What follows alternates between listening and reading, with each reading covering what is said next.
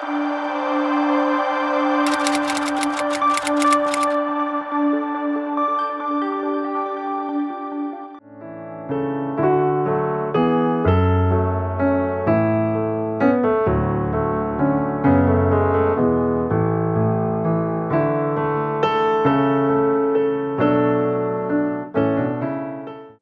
बपतिस्मा के बारे में हम अच्छी तरह से समझते हैं, परमेश्वर के वचन की सच्चाई को जानते हैं और अपने असली हालत को समझते हैं कि मैं पाप में हूं, मैं पापी हूं, पाप के कारण मैं सजा के हकदार हूं और मुझे यीशु को ग्रहण करने की जरूरत है ताकि इस सजा से मैं बच सकूं, शैतान की गुलामी से मैं छूट सकूं और मैं अनंत जीवन प्राप्त करूं और अनंत जीवन का हकदार बन जाऊं। मेरा नाम स्वर्ग में जीवन की पुस्तक में लिखा जाए और मैं परमेश्वर का कहलाया जाऊं और मैं परमेश्वर का हो जाऊं और उसके साथ मेरी पहचान हो जाए। इस सत्य को अच्छी तरह से समझते हुए अपने पूरे सूझबूझ के साथ, अपनी मर्जी के साथ, बड़े आनंद और खुशी के साथ बपतिस्मा लेते हैं, क्योंकि ये वाचा हम जबरदस्ती में नहीं कर रहे हैं। हम अपने खुद अपनी इच्छा से और खुशी के साथ, क्योंकि हमने सच्चाई को जान लिया है, इस सत्य को जान लिया। इतने दिन हमारी आंखें बंद थी, हम सत्य को नहीं जानते थे, सच्चाई को नहीं जानते थे, पर हम सत्य को जान गए हैं और इसीलिए ले रहे हैं, किसी चीज के लालच के कारण नहीं। और जब हम बपतिस्मा लेते हैं, प्रभु के साथ ये जो वाचा बांधते हैं, प्रभु के लिए जीने के लिए, प्रभु के साथ चलने के लिए, ये किसी भी तरह से सांसारिक लाभ या फायदे के लिए नहीं है। कोई भी सांसारिक भौतिक शारीरिक फायदे को देखते हुए नहीं ले रहे। मुझे चंगाई मिल जाए, मुझे छुटकारा मिल जाए, मेरे लिए वो हो जाए, मेरे लिए ये हो जाए, या मेरी शादी हो जाए, या मेरे को नौकरी मिल जाए, ना मेरे बच्चे को जो स्कूल में एडमिशन मिल जाए, इन बातों के लिए नहीं है। ये जो वाचा हम प्रभु के साथ बांध रहे हैं, हमारे सांसारिक शारीरिक भौतिक लाभ के लिए नहीं है। ये पूरी तरह से संपूर्ण रीति से आत्मिक बातें जुड़ी है, आत्मिक फायदे के लिए है। हम प्रभु के साथ ये जो वाचा बांध रहे हैं वो आत्मिक है कि मैं अब प्रभु के लिए जीऊंगा। मैं इस संसार के लिए जीना नहीं चाहता। मैं आने वाली सजा से बचकर प्रभु के राज्य में प्रवेश करना चाहता हूं। मैं प्रभु के साथ हमेशा हमेशा के लिए रहना चाहता हूं। तो जब हम परमेश्वर के साथ ये जो वाचा बांधते हैं, पवित्र वाचा है, पवित्र रिश्ता है, पवित्र बंधन है, हम क्या कहते हैं बपतिस्मा लेने के द्वारा? कहते हैं प्रभु अभी तक मैं पाप में जीवन बिताया, पर आगे से मैं पापी बनकर जीना नहीं चाहता। मैं तेरी संतान बनकर जीना चाहता हूं। प्रभु आगे से मैं पाप के गुलाम होकर के मैं जीना नहीं चाहता। मैं तेरे सामने अपने आप को समर्पण करके तेरे लिए जीना चाहता हूं। प्रभु मैं आगे से अपनी मर्जी के मुताबिक जीना नहीं चाहता। मैं अब तेरी मर्जी के मुताबिक जीऊंगा। प्रभु मैं अब अपनी चाहत के अनुसार जीना नहीं चाहता। मैं तेरी चाहत के अनुसार जीना चाहता हूं। प्रभु मैं आगे से दुनियादारी तौर तरीके के अनुसार जीना नहीं चाहता। अब मैं पूरी तरह से खुदावन प्रभु जी तेरे वचन में बताई हुई बातों के अनुसार जीना चाहता हूं। प्रभु मैं संसार के साथ समझौता करके उसके अनुसार मैं अब जीना नहीं चाहता। प्रभु मैं अपने आप को पूरी तरह से तेरे हाथों में समर्पण करते हुए तेरी महिमा के लिए मैं जीना चाहता हूं। प्रभु मैं आगे से अपने खुद को या किसी व्यक्ति को, किसी और को मैं खुश करने के लिए जीना नहीं चाहता। उनको प्रसन्न करने के लिए जीना नहीं चाहता। अब मैं केवल तुझे प्रसन्न करने के लिए जीना चाहता हूं। प्रभु आगे से मैं अपनी खुद की महिमा के लिए मैं जीना नहीं चाहता, मैं आगे से पूरी तरह से तेरी और सिर्फ तेरी महिमा के लिए मैं जीना चाहता हूं। यह है वो वाचा जो प्रभु के साथ हम बांधते हैं। यह साधारण बात नहीं है। प्रभु के साथ हम वाचा बांधते हैं। हमारा परमेश्वर ईमानदार है, वो हमें अपनी संतान के रूप में हमें संभालता, हमें चलाता है, वफादार है। वो अपनी तरफ से कभी गलती नहीं करता। गलती हम लोग करते हैं, गलती हम लोग करते हैं। हम लोग गलती करके हम उससे दूर चले जाते हैं, पर हमें सावधान होने की जरूरत है। जब हमने मसीह को ग्रहण कर लिया और बपतिस्मा के द्वारा हम उसके साथ ये वाचा बांध लिए हैं, तो किसी भी हालत में इसको तोड़ना नहीं है। हम प्रभु के साथ ये वाचा बांधते हुए हम कहते हैं, प्रभु मैं तुझसे वायदा करता हूं, प्रभु आगे से मैं विश्वास योग्यता के साथ, ईमानदारी के साथ मैं तेरे पीछे पीछे चलूंगा, तेरे पीछे पीछे चलूंगा प्रभु। अब मैं और किसी के पीछे नहीं जाऊंगा, दुनिया के पीछे नहीं जाऊंगा, दुनिया के ऐश आराम, मौज मस्ती, फैशन, प्रभु जी धन दौलत, इन चीजों के पीछे नहीं जाऊंगा। अब मैं तेरे पीछे चलूंगा। विवाह में जब वो लड़की उस लड़के के साथ हाथ बांधती है, वायदा करती है, तो अब वो अपने मां बाप, अपने भाई बहन सबको छोड़कर अपने पति के पीछे चलेगी। अब पति है उसके लिए सब कुछ, उसके मां बाप आके इनके बीच में कुछ नहीं कर सकते। गलती कहां होती है? जब वो लड़की पति की बात नहीं मानती है और अपने मां बाप, अपने भाई बहन, उनकी बात सुनती है। वहीं पे परिवार में गड़बड़ी पैदा होती है, रिश्ते में दरार पड़ता है। और कई बार इंसान होने के नाते ही पति की तरफ से गलती होती है, पर यहां पे हमारा जो परमेश्वर के साथ है, परमेश्वर कभी गलती नहीं करता है, हम गलती करते हैं। तो हमें सावधान रहने की जरूरत है। हम पुरानी जिंदगी की तरफ ना देखें। वो सब हमने त्याग दिया है, छोड़ दिया है, उसका और हमारा कोई संबंध नहीं है। वो रिश्ते, वो नाते, कोई भी चीज हमारा और परमेश्वर के बीच में नहीं आना चाहिए। हमारा धन दौलत, ऐश आराम, कोई भी चीज हमारा और परमेश्वर के बीच में आना नहीं चाहिए, आने नहीं देना चाहिए, क्योंकि हमने प्रभु के साथ ये वाचा बांध लिया है। और कहते हैं, प्रभु ईमानदारी के साथ, वफादारी के साथ मैं तेरे पीछे चलूंगा। और हम क्या कहते हैं? मैं रोज प्रभु तेरे चरणों में प्रार्थना करूंगा। प्रभु का वचन कहता है, सुबह जल्दी हम प्रभु के चरणों में आए और हम प्रार्थना करें। प्रार्थना करने के लिए समर्पण कर रहे हैं। प्रभु मैं रोज तेरे वचन को पढ़ूंगा, ये तेरा वचन है, इसका मैं आदर करूंगा, ये मेरा मार्गदर्शन है, इसके द्वारा तू मुझसे बातचीत करता है, इसके द्वारा तू मेरी अगुवाई करता है, इसके द्वारा तू मुझे आशीष देता है। मैं तेरे वचन को पढ़ूंगा, तेरे वचन को सीखूंगा, तेरे वचन पर मनन करूंगा, इसके मुताबिक मैं चलूंगा। हम बपतिस्मा में ये वाचा हम बांधते हैं प्रभु के साथ। हम अच्छे से समझे इस बात को। यूं ही नहीं है बपतिस्मा ले लिया और अपनी मर्जी से जी रहे हैं, नहीं। हम जब बपतिस्मा लेते हैं, प्रभु के साथ ये वायदा करते हैं, प्रभु तूने मुझे बचाया है, तूने मुझे जिंदगी दी है, तूने मुझे अपनी संतान बनाया है, मैं दूसरों को भी तेरे बारे में बताऊंगा, उनको भी मैं तेरे चरणों में लेके आऊंगा प्रभु। और हम कहते हैं, प्रभु अब मेरा जो कुछ भी है सब तेरा है प्रभु, मेरा जो कुछ भी वो तेरा है, और ये सब कुछ को मैं तेरे अधीन में कर देता हूं, और ये सब चीजें मैं तेरी महिमा के लिए इस्तेमाल करता हूं। तो क्या होता है? हमारी पढ़ाई को अब हम प्रभु की महिमा के लिए इस्तेमाल करेंगे, अपने स्वार्थ के लिए नहीं।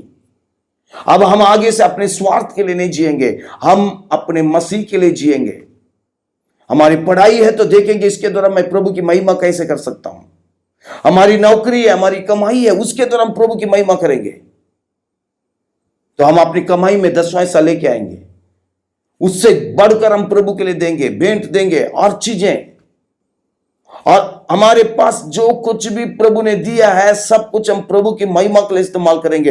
प्रभु ने हमारे अंदर खूबियां दी है तो उन खूबियों को प्रभु की महिमा के लिए इस्तेमाल करेंगे। और एक बात और ध्यान रखना है, जब हम बपतिस्मा लेते हैं परमेश्वर के उस स्वर्गीय परिवार के सदस्य बन गए हैं। और ये जो स्वर्गीय परिवार है, ये छोटा परिवार नहीं है, बहुत बड़ा परिवार है और ये पूरी दुनिया में फैला है। पर प्रभु ने क्या किया है, जिस जगह पर हम रहते हैं वहां पे प्रभु ने हमें एक स्थानीय कलीसिया के साथ जोड़ा है। वो हमारा वो परिवार है और उस परिवार के साथ हमें जोड़ा है। कलीसिया को समझना है, कलीसिया को यूं ही नहीं समझना है। तो कलीसिया हमारा वो परिवार है जिसके साथ हमारा जुड़ा हुआ है। बपतिस्मा लेके अगर कोई चर्च के साथ जुड़ा नहीं है तो वो एक अनाथ के समान होगा, उसकी देखरेख करने के लिए कोई नहीं है। जब एक बच्चा पैदा होता है तो एक परिवार का सदस्य बन जाता है और वहां पे उसकी देखरेख करने के लिए उसके मां बाप हैं। इसी तरह जब हम प्रभु यीशु को ग्रहण करते हैं तो हमारा एक स्थानीय कलीसिया होनी चाहिए, एक स्थानीय कलीसिया जो हमारे आत्मिक तौर से देखभाल करते हैं। मैंने कई लोगों को देखा है, बड़े बड़े मीटिंगों में जाते हैं, वहां पे सुसमाचार सुनते हैं और वहां पे कहते हैं कौन बपतिस्मा लेगा, और वहां पे बहुत सारे लोगों को बपतिस्मा दी जाती है और वहीं पे खत्म। बपतिस्मा ले लिए, आ गए, उसके बाद कोई भी कलीसिया के साथ जुड़े नहीं है। वो अपनी मर्जी से कभी यहां चले गए, कभी वहां चले गए और वो कहते हैं हम तो किसी के साथ जुड़े नहीं जी, हम तो कहीं पे भी जाएंगे। उन लोग कभी भी प्रभु के वचन में स्थिर नहीं रहते, सही ढंग से वचन को सीखते भी नहीं है और उन लोग कई बातों में लोगों के सामने ठोकर का कारण बनते हैं और वो कह देते हैं हमको तो पवित्र आत्मा सिखाता है, किसी का दिन में रहने की जरूरत नहीं है। हमें एक स्थानीय कलीसिया का सदस्य होना जरूरी है और जिस कलीसिया में हमने प्रभु को जाना है, प्रभु को ग्रहण किया है, बपतिस्मा लिया है, वो हमारा मदर चर्च है और वो हमारे घर है, हमारा परिवार है, उसके साथ जुड़ा होना चाहिए।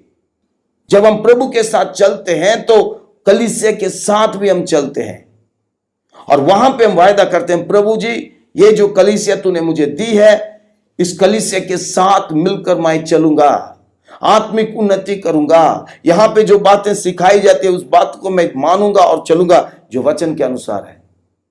और हम प्रभु के साथ ये वाचा बांधते हैं कि प्रभु कलीसिया के हर एक कार्यक्रम में, प्रार्थना सभा में मैं शामिल होऊंगा।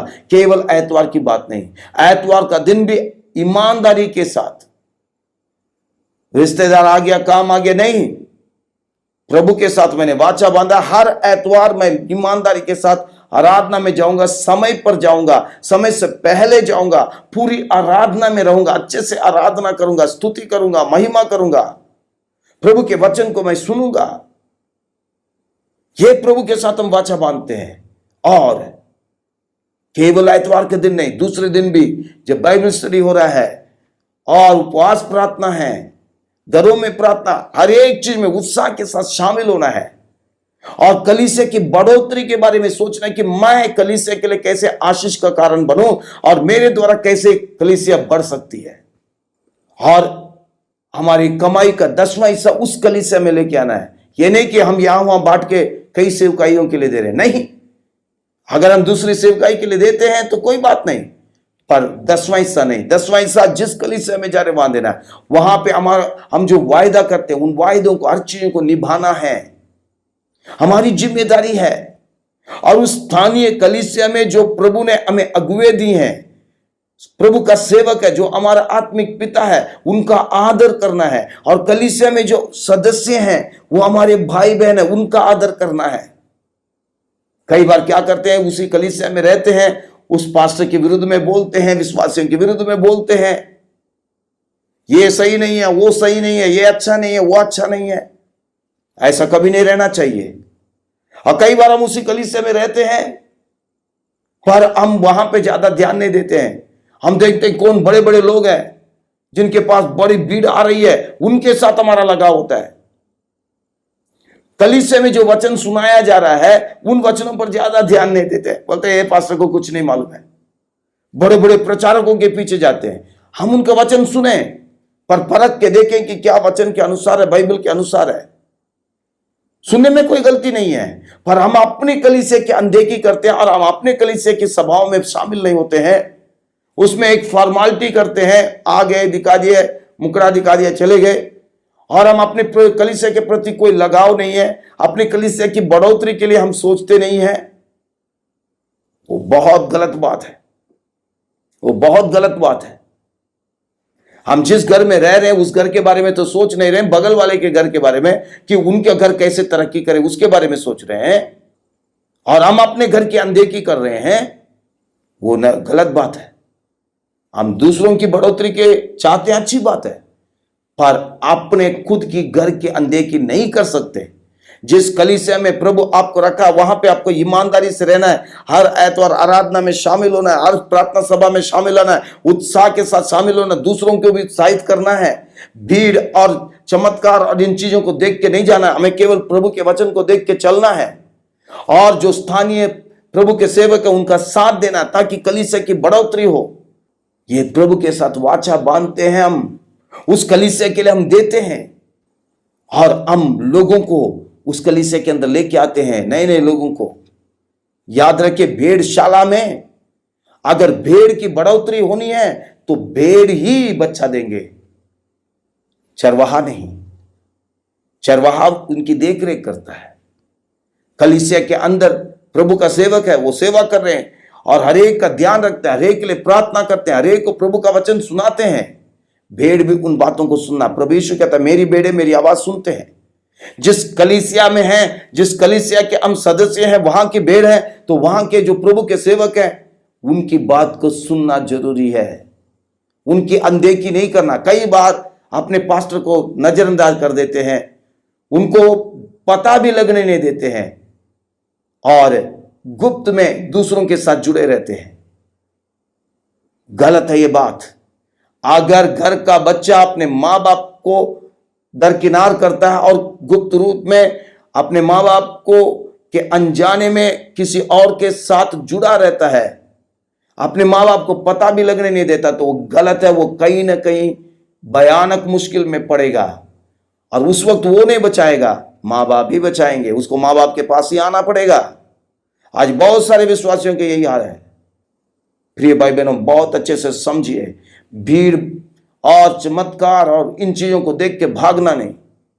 इन दिनों में बहुत सारे लोग ऐसे कर रहे हैं जो अपने कलीसिया के प्रति, जहां पे प्रभु ने उनको रखा है, वहां पे ईमानदार नहीं है, वफादार नहीं है। याद रखिए, बपतिस्मा लिए आपने ये भी वायदा प्रभु के साथ किया है, प्रभु जिस कलीसिया में तू मुझे रखा है वहां पे ईमानदारी के साथ रहूंगा, और वहां पे मैं अपनी जिम्मेदारी को संभालूंगा, और चाहे कोई करे या ना करे मैं तो करूंगा। प्रभु समर्पण करना है, अपनी मनमानी नहीं कर सकते। अगर ऐसा नहीं करते तो हम दूसरों के लिए भी ठोकर का कारण बनते हैं। और हम क्या करते हैं, हम उनकी मशहूरी हम लोगों के बीच में करते हैं, वो देखो जी, वो देखो जी, उनका प्रचार सुनो जी, वहां देखो कितने लोग आते हैं, कितने चमत्कार होता है। और वही चीज हम अपने कलीसिया के लिए करें, चलो हम लोग प्रार्थना करेंगे, यहां पे भी प्रभु का काम हो, प्रभु यहां पे भी अद्भुत काम करें, लोग आए, तो कितना अच्छा हो जाएगा। जब आप अपने खुद के घर के बारे में सोचेंगे और घर की तरक्की के बारे में सोचेंगे तो आप अच्छी हालत में रहेंगे, उस आपका फायदा होगा। आप अपने घर के बारे में नहीं सोचते, दूसरे के बारे में, उनको फायदा होगा पर आपको कुछ नहीं मिलेगा। हम अपने स्थानीय कलीसिया के बारे में सोचें, उनके साथ मिलकर सेवा करें, उनके साथ मिलकर प्रभु की महिमा करें, अपने पास्टर का नजरअंदाज ना करें, हर एक बात उनसे पूछें और प्रार्थना के साथ प्रभु की अगुवाई के साथ करें। मैंने बहुत सारे चर्चों को टूटते हुए देखा। यह नहीं कि पास्टर गलत है, कई इसमें हो सकता है, पर ज्यादातर जगह पर उनका अपना अहंकार, अपना घमंड। मैं आबादीन में नहीं रहना चाहता। और दूसरी चीज यहां वहां देखते हैं, यहां वहां देखते हैं, वहां पे बहुत ये हो रहा है, चलो जी चलते हैं। हम वफादार रहें, ईमानदार रहें। ये वाचा हमने प्रभु के साथ बांधा है। अपने कलीसिया में आए, हर एक चीज में शामिल हो, प्रभु की सेवा के लिए दें। कलीसिया में देखते हैं कोई जरूरत है, उन जरूरतों को पूरा करें। और हम प्रभु में बढ़ते जाएं। और जब हम बपतिस्मा में प्रभु के साथ वाचा बांधते हैं, हम प्रभु से कहते हैं, प्रभु अब मैं तुझे अपने जीवन का आधार बनाया है, मेरा जीवन मसीह केंद्रित जीवन होगा। और खुदाबंद प्रभु जी, मैं हर हालत में, हर परिस्थिति में तेरे नाम की महिमा करता रहूंगा। तेरे नाम पर मैं कलंक आने नहीं दूंगा। मैं ऐसा जीवन जीऊंगा कि तेरे नाम पर कलंक नहीं लगेगा। Hallelujah, hallelujah. आज हमें समर्पण करने की जरूरत है, समर्पण करने की जरूरत है। प्रभु के हाथ में समर्पण करें। ये पवित्र बंधन है, इस बंधन से हमें छूटना नहीं है। प्रभु के अधीन में रहें और प्रभु की महिमा करें। तो बपतिस्मा के द्वारा हम मसीह को पहन लेते हैं और मसीह के साथ हम वाचा बांधते हैं। हम अपने जीवन में मसीह को प्रकट करते रहें, बातों के द्वारा, सोचों के द्वारा, कामों के द्वारा, हर चाल चलन के द्वारा मसीह ही हमारे अंदर दिखाई दे, हमारे द्वारा दिखाई दे। मसीह का चरित्र हम में बनता जाए, मसीह का स्वभाव हम में बनता जाए। और प्रभु के साथ ये वाचा बांध करके हम उसमें चलें कि प्रभु अब मैं तेरे अधीन में हूं, तेरी इच्छा के मुताबिक जीऊंगा। और प्रभु जी, मैं ईमानदारी के साथ तेरे पीछे चलूंगा। प्रार्थना करना, वचन पढ़ना, पवित्र जीवन जीना, लोगों को सुसमाचार सुनाना, अपनी कलीसिया के साथ जुड़कर हर एक कार्यक्रम में हिस्सा लेना, आप कलीसिया के लिए देना, और प्रभु अपनी कमाई में से देना, हर एक चीज में मैं ईमानदार रहूंगा। मसीह केंद्रित जीवन जीऊंगा और मसीह के चरित्र को, मसीह के स्वभाव को मैं हर हालत में, हर जगह मैं प्रकट करूंगा और मैं तेरे लिए जीवित गवाह ठहरूंगा।